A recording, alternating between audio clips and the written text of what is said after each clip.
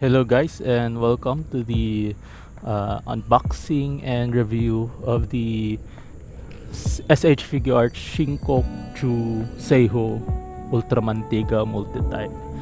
So we are now in a different environment rather than what we are used to. So celebrate this milestone in the page in the form of the first Ultraman being featured. So here is the front of the box. You can see Ultraman Tiga on his in a bust-like picture. So his eyes are illuminated very nicely against a dark environment. You can see the Tamashii Nations quality sticker up there and the new Bandai Spirits logo, Tamashii Nations logo. So it's an incredibly nice box compared to the normal SH Figuarts Ultraman line that I've seen that features like a normal picture of Ultraman and a window style box. So at the side, the continuation of a simplistic yet striking presentation to the glossy print present in the words Ultraman Tiga multi-type. So it's the same as the other side. The back, you can see Ultraman Tiga doing some action poses, doing his spatium beam and another dynamic pose over there. So opening up the box like this, and you're presented with the figure itself inside the box. And it's a clamshell style box with, I think this has 2 layers. So the first layer has the figure in it, this one, and the second layer of the clamshell style box has the extra hand accessories and the spatium beam. There's also an instruction manual included in the box right up here. So it details the articulation features of the Shinkocchou Seihou SH, the new articulation features of this figure, starting with that line, and and the accessories that comes with. So here's the Ultraman Tiga itself, and it comes. Let me get this aside. It comes in a very nice silhouette, so that's very loyal to the proportions that we see in the live action series. So here's for the head sculpt, so you can see it picks up light quite nicely. So I'm directing it over an afternoon sunlight, and it's picking up the afternoon light quite nicely if you make him look him up. So it's a translucent white color to it. So the head sculpt seems to be very accurate to the Ultraman Tiga that we see in the live action adaptation. So here's for the chest. You can see the color timer up here. So it's in a blue format, and you see the striking gold lines that delineate the chest of. So I think this is the most iconic feature of Ultraman Tiga up here in his chest, this gold lines that quite nicely breaks up the violet, red and silver paintway or colorway of the figure. So it also features that the nice sculpt that it comes with this very nice sculpting of like so if you know I don't imagine that you don't know that Ultraman series uses actors that use suits. So of course human actors have lungs in them and the diaphragm, so you can see like a lung detail and like a stomach detail in the figure. It's really nice and really compensates for the nice articulation it does. So, and one thing to note is this figure in the Shinkocchou Seihou line, they have like rubber materials up in their upper and lower body extremity, so it allows for a seamless, almost seamless, because there's still some seams right up here and right up here in his hip joints, but for the most part it allows for more organic looking poses without sacrificing the nice sculpt that the body has. So the arms are, as you can see here, are also painted very nice. So the figure comes in the closed fist format when you unbox it. So the legs also continues that violet, silver, and red colorway. And as for the feet, so for the articulation, this figure articulates very nicely. So you have a ball joint in the head that swivels and goes whenever you go. So at the maximum amount that you can put the setup is like this. So I think this can nail the transformation, iconic transformation pose. So it's quite enough head movement, that back tilt movement that can be used in your poses. So also the neck is also articulated, so it moves in conjunction with the head.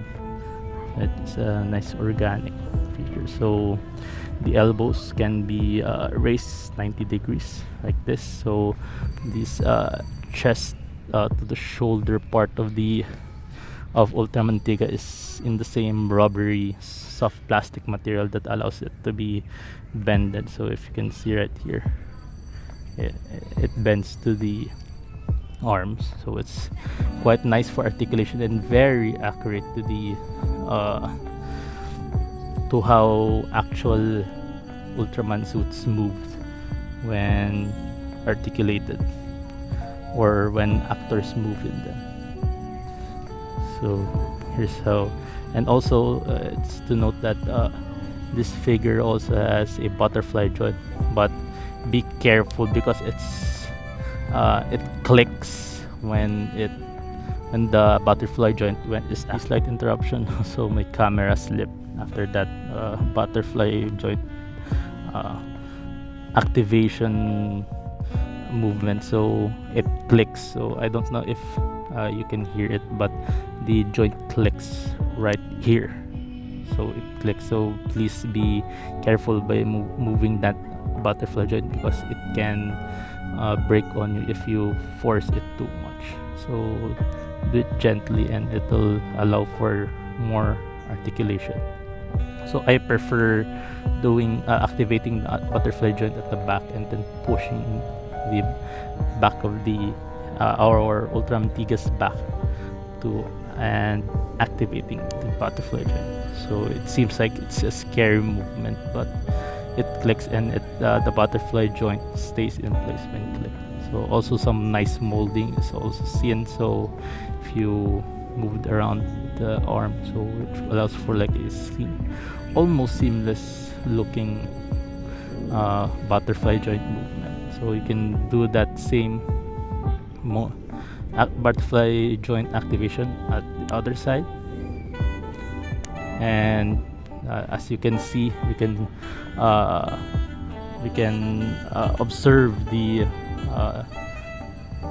criticisms that was pointed to at this line because of the paint chipping and smudging that it experienced. So you can see right here in the butterfly joint that the paint already chipped by the back, and the butterfly joint mold itself has chipped. I also seen a paint imperfection right here and all over his back too. So I think when this figure was released around, I think it was last year or last year, this was one of the major gripes that people had with this figure, is that the paint was not that good. So yeah, it still continues up on here. So activating those two butterfly joints allows for Ultraman to have better range of motion in his arms. allow him to nail that spatium ray pose that I'll be doing also later. So for I'll deactivate the butterfly joints. There we go. It's back to the normal position again. Wait a minute.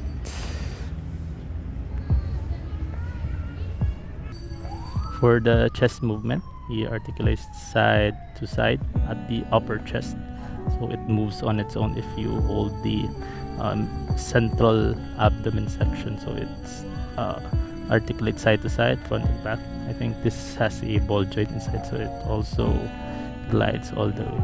So please be careful by in moving this, because the paint can be rubbed off when you continuously move this kind.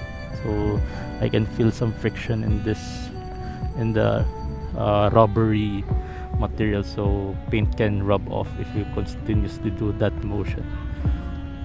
So also the central or the abdomen section of Ultraman Tiga is nicely articulated, so it can be pushed far back as this. So it's, I think it's more than enough if you want to do him if you want to do ultra dynamic poses. And you can see some nice folds over there that is accurate to what you can see if a human in a Ultraman suit move his body. So that's very nice. Also rock size, that that torso joint also moves side to side and front and back. It's a really nice feature over there that maintains the human-like bony and flesh proportions. So for the hip, both of the hip joints can be slid down for more movement. So as you can see, I slid down the joint up here, and it can be repositioned back again at top. So it allows for if not pulled down, so the kick can only last to like this. Is a respectable kick, almost a 90 degrees kick. But if you pull down the joint, you can do much more like that. So this is a 135 degree or 140 degree kick. It's really nice. Also, the rubbery material also conforms to the kick, so it wouldn't hinder much the actual movement that you can do with the hip joints. So all that hip joint articulation can also be done in the other one. So a nice double joint can also be seen up here.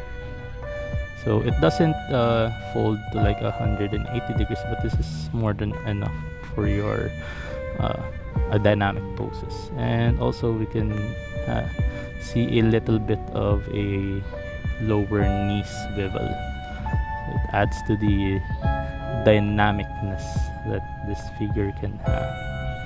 So pulling the full